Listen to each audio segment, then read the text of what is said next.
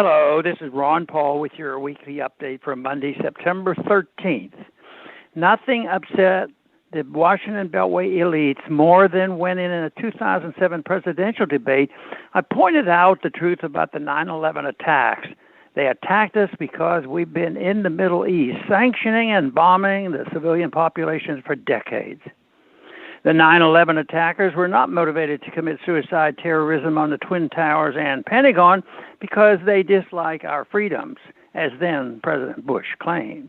That was a self-serving lie. They hated and hate us because we kill them for no reason, day after day, year after year, right up until a few days ago when President Biden slaughtered Zemari Ahmadi and 9 members of his family, including 7 children in Afghanistan. The administration bragged about taking out a top ISIS target, but they lied. Ahmadi was just an aid worker working for a California-based organization bringing water to suffering Afghan village residents. This horror has been repeated thousands of times over and over for decades. Does Washington believe these people are subhuman? That they somehow don't care about their relatives being killed? That they don't react as we would react if a foreign power slaughtered our families? Former Secretary of State Madeleine Albright famously suggested in an interview that killing 500,000 Iraqi children with sanctions designed to remove Saddam Hussein from power was worth it. It was an admission that the lives of innocent means nothing to the Washington elite, even as they paint their murderous interventions as some kind of humanitarian liberation. The slogan of the U.S. foreign policy establishment really should be, "No lives matter." The Washington foreign policy elites, Republicans and Democrats, are deeply corrupt and act contrary to U.S. national interests. They pretend that decades of indiscriminate bombing overseas are beneficial to the victims and keep us safer as well.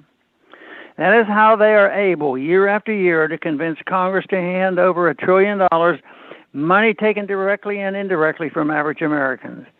They use fear and lies for their own profit, and they call themselves patriots. The Washington establishment lied to us because they did not want us to stop for a second and try to understand the motive for the 9/11 attacks.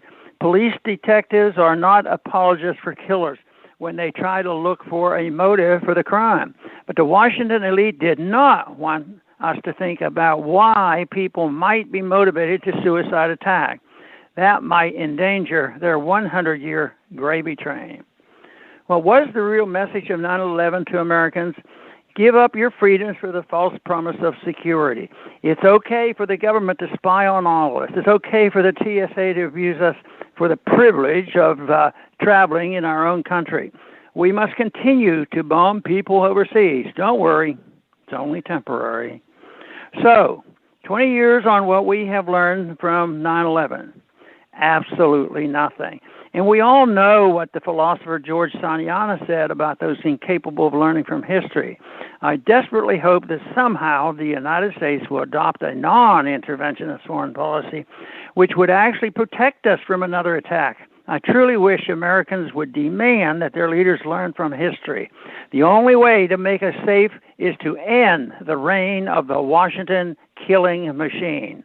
Thanks for listening.